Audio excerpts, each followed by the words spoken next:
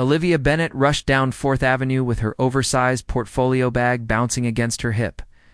The Seattle morning drizzle had turned her carefully straightened hair into a frizzy mess, and her vintage leather boots squeaked with every hurried step. She was already 15 minutes late for the most important meeting of her career, and the universe seemed determined to make things worse. At 26 years old, Olivia had spent the last 4 years building her freelance design business from her tiny studio apartment in Capitol Hill.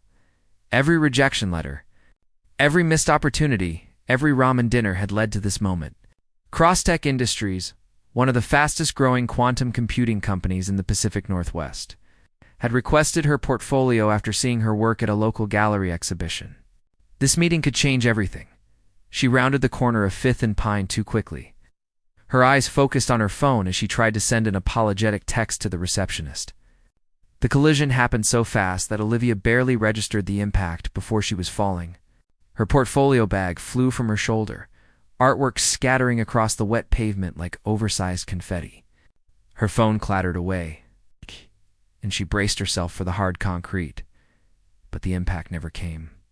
Strong hands caught her waist, steadying her against a solid chest. Olivia gasped, her palms pressing against expensive fabric as she tried to regain her balance. The warmth of another person surrounded her, along with the subtle scent of sandalwood and rain. "Meeting Nathan Cross, are you hurt?" The voice was deep and smooth, with a hint of concern that seemed genuine rather than polite. Olivia looked up and felt her breath catch in her throat. The man holding her had dark brown hair that fell slightly across his forehead, still damp from the rain. His eyes were a striking shade of amber, framed by dark lashes, and they studied her with an intensity that made her forget about her scattered artwork for a moment. He wore a tailored black coat over a charcoal suit, the kind of clothes that whispered money rather than shouting it. "I'm fine," she managed, though her voice came out shakier than she intended. "I'm so sorry. I wasn't watching where I was going." He released her slowly, as if making sure she was steady on her feet before letting go completely. Then, to her surprise, he crouched down and began gathering her scattered designs. His movements were careful, deliberate, as he picked up each piece and examined it before stacking them neatly. "These are impressive," he said, holding up a concept design for a sustainable energy campaign she had created for her portfolio. "The use of negative space here creates real impact without overwhelming the message." Olivia knelt beside him, her embarrassment momentarily forgotten in her surprise. Most people glanced at her work with polite disinterest. This stranger was actually analyzing it with what seemed like genuine appreciation. "Thank you," she said, reaching for the design. Their fingers brushed, and she felt an unexpected jolt of electricity at the contact. "I've been developing a minimalist approach that focuses on emotional resonance rather than visual noise." He handed her the piece, his amber eyes meeting hers with new interest. "You're a designer?" "Freelance graphic artist," Olivia corrected, gathering the rest of her scattered portfolio. "Though I'm trying to break into corporate branding, I actually have a meeting at Crosstech Industries in about 5 minutes, which I'm now definitely late for thanks to my clumsiness." Something shifted in his expression, a glimmer of amusement crossing his features. "Crosstech Industries. On the 14th floor?" "Yes," Olivia said, standing and trying to brush the water spots from her navy dress. "Do you work there?" "You could say that." He rose smoothly, extending his hand. "Nathan Cross. I own the company." The impossible situation in the world seemed to tilt slightly. Olivia stared at him, her mind struggling to process what he had just said. Nathan Cross. The Nathan Cross, the 34-year-old tech prodigy who had revolutionized quantum computing architecture. The man whose face had been on the cover of Forbes magazine last month. The CEO she was supposed to be meeting with in exactly 3 minutes, and she had just crashed into him on a street corner, scattered her portfolio everywhere, and called herself clumsy. "Oh no," she whispered, feeling heat flood her cheeks. "You're Nathan Cross, the actual Nathan Cross. I just knocked you over in the street. Technically, I caught you before you hit the ground," he said, and there was definite amusement in his voice now. "And you didn't knock me over. I'm harder to topple than that." He picked up her portfolio bag and handed it to her, then reached down to retrieve her phone from a nearby puddle. He wiped it dry with a handkerchief he pulled from his coat pocket, tested to make sure it still worked, and returned it to her with a small smile. "Your meeting is with me," Nathan continued. "And since we've already met, perhaps we should head inside before this rain gets worse. Unless you'd prefer to postpone?" Olivia clutched her portfolio bag like a lifeline. Every professional instinct told her to apologize, to reschedule, to give herself time to recover from this disaster of a first impression. But something in Nathan's expression stopped her. He wasn't looking at her with pity or amusement at her expense. Instead, there was curiosity in those amber eyes, and something else she couldn't quite identify. "No," she said, straightening her shoulders with more confidence than she felt. "I'd like to keep the meeting. If you're still willing after I nearly tackled you on a public street." "I insist," Nathan said, gesturing toward the sleek glass building across the street. "Besides, anyone who creates work this compelling deserves a proper conversation. Street collisions aside." Inside Crossdeck Industries, the Crossdeck building was everything Olivia had imagined, and more. The lobby featured soaring ceilings with geometric skylights that turned the gray Seattle morning into patterns of soft light. Modern art installations decorated the walls, and the furniture was all clean lines and comfortable minimalism. Employees moved through the space with purpose, their casual but expensive clothing marking them as the tech elite. Nathan led her past the security desk with a nod to the guard and guided her toward a private elevator. As they stepped inside and the doors closed, Olivia became acutely aware of the confined space and Nathan's presence beside her. He stood with the easy confidence of someone completely comfortable in his own skin. Yet there was nothing arrogant about his demeanor. "I appreciate you taking the time to review my portfolio," Olivia said, trying to fill the silence. "I know you must have countless designers approaching you." "We do," Nathan agreed, pressing the button for the 14th floor. "But your work stood out. There's honesty in your designs that most corporate branding lacks. Everything is trying so hard to be clever these days that it forgets to be genuine. Your work doesn't have that problem." The elevator opened onto a floor that was part office, part art gallery. Glass-walled conference rooms offered views of Elliott Bay, while the open workspace was dotted with standing desks and collaboration areas. Nathan's office occupied the corner, with floor-to-ceiling windows and a view that made Olivia's breath catch. "This is incredible," she said, momentarily forgetting her nervousness as she approached the windows. The Space Needle rose in the distance, and the water sparkled despite the overcast sky. "It's the view that convinced me to lease this building," Nathan admitted, moving to stand beside her. "Sometimes when I'm stuck on a problem, I just stare out at the city until the answer comes to me." He turned away from the window, gesturing to a comfortable seating area with a low table. "Please, show me what you brought. I want to understand your vision, a presentation that sparked something more for the next hour." Olivia forgot about her disastrous entrance and her rain-soaked appearance. She spread her portfolio across the table and walked Nathan through her creative process. From initial concept to final execution, he asked thoughtful questions that challenged her thinking and pushed her to articulate ideas she had only felt intuitively before. What struck her most was how he listened. Really listened. His attention never wavered. His phone remained face down on the table, and he took notes in a leather-bound notebook with what looked like an actual fountain pen.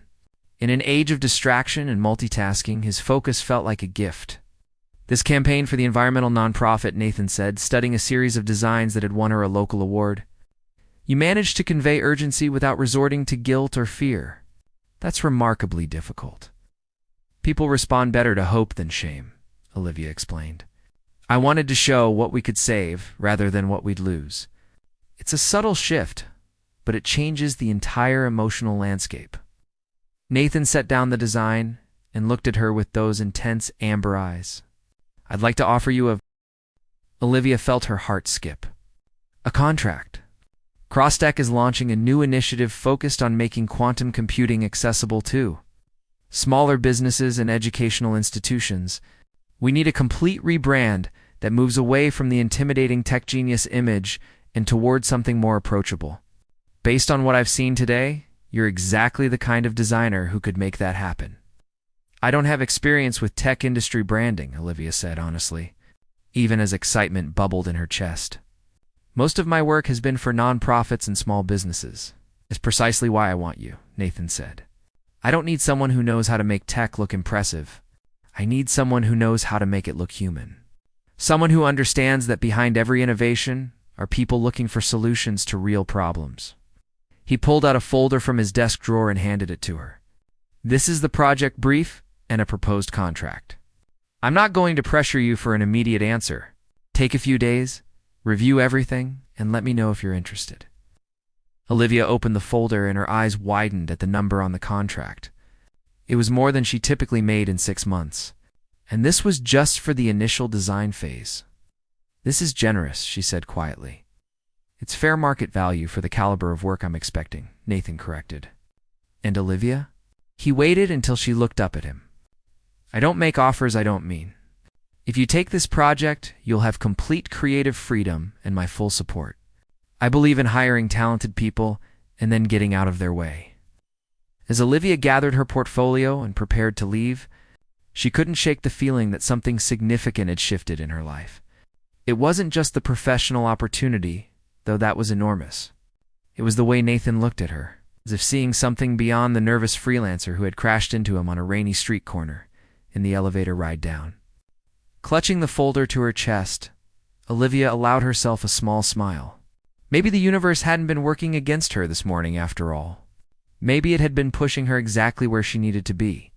3 days after her chaotic meeting with Nathan Cross, Olivia sat in her favorite coffee shop in Capitol Hill. The signed contract spread across the table beside her laptop. She had read through the terms at least 20 times, half convinced she would find some catch that would make the opportunity evaporate. But the contract remained solid and real. So did the 6-figure payment schedule. Her best friend Jamie slid into the seat across from her, setting down 2 cappuccinos and eyeing the documents with barely contained curiosity. So, are you actually going to do it, or are you going to talk yourself out of the best opportunity of your life? It feels too good to be true, Olivia admitted, wrapping her hands around the warm cup. What if I'm not ready for this? What if I fail? What if you succeed? Jamie countered. She was a software engineer at a gaming startup. With bright purple hair and the kind of direct honesty that Olivia both appreciated and occasionally feared. Liv, you've been grinding for 4 years, building your skills, perfecting your craft. This Nathan Cross guy saw your work and offered you a massive contract. That's not luck. That's recognition of talent. He's also incredibly attractive, Olivia blurted out, then immediately wished she could take the words back. Jamie's eyes lit up with interest. Oh, really? You've buried the lead there. Tell me everything. Olivia felt her cheeks warm as she recounted the street collision, the meeting, and the way Nathan had looked at her work with such genuine appreciation. But that doesn't matter, she finished quickly. This is a professional relationship. He's a CEO, and I'm a freelance designer he's taking a chance on. Getting distracted by anything personal would be incredibly stupid. Stupid but human, Jamie said with a knowing smile. Just promise me you'll actually take the job instead of sabotaging yourself with overthinking. That afternoon, Olivia sent an email accepting the contract. Nathan's response came within an hour. Professional but warm, inviting her to start the following Monday with a tour of the Crosstech campus and an introduction to the team she would be. Collaborating with first week at the Crosstech campus was even more impressive than the downtown office. Spread across 5 buildings in the South Lake Union neighborhood, it featured design studios, research labs, and collaboration spaces that made Olivia's creative heart sing. Nathan had set her up in a corner studio on the 3rd floor with natural light, a state-of-the-art computer system, and a view of the lake that made her want to paint. What surprised her most was how often Nathan stopped by her studio, not to micromanage or question her decisions, but to check in, to see if she needed anything. To engage in conversations about design philosophy that stretched far beyond the immediate project. He would appear in her doorway around mid-morning with an extra coffee, or late in the evening when they were both still working, and they would talk about everything from color theory to the ethics of persuasive design. Most CEOs don't spend this much time in the design department, Olivia observed one Thursday evening as they reviewed her preliminary concepts. It was nearly 8 o'clock, and the building had emptied out hours ago. Leaving just the two of them in the quiet studio, Nathan leaned back in his chair, considering her words. Most CEOs don't care about design beyond its ability to drive revenue. But I think great design is about solving human problems elegantly. That's what drew me to quantum computing in the first place. It wasn't about the complexity. It was about finding simpler solutions to impossible questions. Is that why you started CrossTech? Olivia asked, genuinely curious. In the weeks since she had started, she had learned surprisingly little about Nathan's background. He was intensely private, deflecting personal questions with the skill of someone who had spent years guarding his inner life. Nathan was quiet for a moment, his amber eyes distant. I started CrossTech because I wanted to prove something, he said finally. To whom, I'm still not entirely sure. Maybe to myself. The vulnerability in his voice surprised Olivia. She set down her stylus and turned to face him fully. What did you need to prove? That I was more than my parents' expectations, Nathan said softly. My father built a successful investment firm, and everyone assumed I would join the family business. When I dropped out of Stanford to pursue quantum computing research, he told me I was throwing my life away.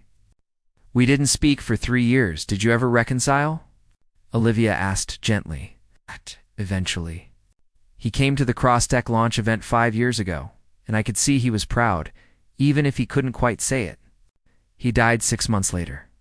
Heart attack. Nathan's expression was carefully controlled, but Olivia could see the pain beneath. I think about that a lot. How we spend so much time trying to prove ourselves to people who might never give us what we need. Olivia understood that feeling more deeply than she could express. My parents died in a car accident when I was 8, she heard herself saying. I spent 10 years in foster care, bouncing between families who were kind but never really mine. When I aged out at 18, everyone told me to be practical. Get a steady job, forget about art school, stop dreaming about impossible things. But you didn't listen, Nathan said, and there was admiration in his voice. I couldn't, Olivia replied. Creating art was the one thing that felt like mine. The one place where I had control. Every design I make is proof that I survived, that I built something meaningful from nothing. The silence that followed was comfortable, charged with new understanding. They had both revealed pieces of themselves they rarely shared, and in doing so, had created a connection that went far beyond professional collaboration the moment everything shifted 2 weeks into the project. Nathan invited Olivia to present her concepts to the executive team. She had prepared extensively, creating a comprehensive brand strategy that repositioned CrossTech from an intimidating tech giant to an accessible innovation partner. The presentation went brilliantly, with executives responding enthusiastically to her vision. Afterward, Nathan suggested they celebrate with dinner. There's a restaurant on the waterfront that serves the best seafood in Seattle, he said. My treat to thank you for exceptional work. Olivia knew she should decline. Every instinct told her that crossing from professional dinners to personal ones was dangerous territory, but she found herself saying yes. Found herself excited at the prospect of spending more time with Nathan outside the SK office walls. The restaurant was intimate and elegant. With candlelit tables and views of the harbor, they ordered wine and fresh halibut, and the conversation flowed as easily as it did in her studio, but with a different quality. Here, away from computers and design boards, there were just two people discovering each other. Can I ask you something personal? Nathan said as they waited for dessert. The wine had brought color to his cheeks and softened the careful control he usually maintained. Of course, Olivia replied, her heart beating faster. Why design? You could have chosen any creative field. Painting, sculpture, photography. Why graphic design specifically? Olivia considered the question carefully. Because design is about communication at its core. It's art with purpose. When I create a logo or a campaign, I'm helping someone tell their story to the world. After spending so much of my childhood feeling invisible, feeling like my story didn't matter, there's something powerful about giving voice to others. Nathan reached across the table, his hand covering hers. The touch was deliberate, unmistakable in its intention. Your story matters, Olivia. I hope you know that. The moment stretched between them, electric and full of possibility. Olivia knew she should pull her hand away, should remind them both about professional boundaries. Instead, she turned her hand over, lacing her fingers with his. This is probably a bad idea, she whispered. Probably. Nathan agreed, but he didn't let go. I've built my entire career on calculated risks and data-driven decisions, and yet being with you feels like the first genuinely right thing I've done in years. Nathan, I know all the reasons this is complicated, he interrupted gently. I'm your client. There's a power imbalance. People will talk. But Olivia, I haven't felt this alive, this seen by another person in longer than I can remember. Tell me you don't feel it too, and I'll never mention it again. Olivia looked at their joined hands, then up at Nathan's face. His carefully maintained walls had crumbled, revealing raw hope and vulnerability that matched her own feelings exactly. I feel it, she admitted. I've felt it since you caught me on that street corner. Since you picked up my designs and actually saw them. Since every conversation we've had that went deeper than work but felt entirely necessary. Let's be honest about what this is, Nathan said. I'm not asking you to make any decisions tonight, but I'm asking for permission to explore this, whatever this is. With complete honesty between us, the beginning of something real, they talked long after the restaurant closed. Walking along the waterfront, as the city lights reflected on the dark water, Nathan told her about his childhood in San Francisco, the pressure of being an only child in a family obsessed with legacy. Olivia shared stories from her years in foster care, the families who tried and the ones who failed. The art teacher who saw her potential when she was 14 and changed everything. I don't want to rush this, Olivia said as they stood at the pier, watching a ferry glide across the harbor. The project is important to me. My career is important to me. I can't let this complicate the work. Won't, Nathan promised. Your work stands on its own merit. But maybe we can acknowledge that life is short and connection is rare. Maybe we can see where this goes without overthinking every consequence. He was right, Olivia realized. She had spent so much of her life being careful, protecting herself from disappointment, building walls to prevent hurt. And where had it gotten her? Safe, but lonely, successful, but incomplete. Okay, she said softly. Let's see where this goes. Nathan smiled, that rare, genuine smile that transformed his entire face, and pulled her closer. Their first kiss was soft and tentative, a question being asked and answered. Then deeper, more certain, as years of loneliness gave way to the thrill of genuine connection. When they finally pulled apart, Olivia was breathless and slightly dizzy. This is crazy, she said, but she was smiling. The best things usually are, Nathan replied, tucking a strand of hair behind her ear. I'll drive you home. And Olivia, thank you for what? For crashing into me that morning? For saying yes to the project? For being brave enough to give this a chance? Ain't. He kissed her forehead gently. I have a feeling you're going to change my life. As they drove through the Seattle night, Olivia leaned her head against the window and allowed herself to hope. Hope that this wasn't just a beautiful moment, but the beginning of something lasting. Hope that she deserved this happiness. Hope that sometimes the universe really did know what it was doing when it caused two people to collide on a rainy street corner.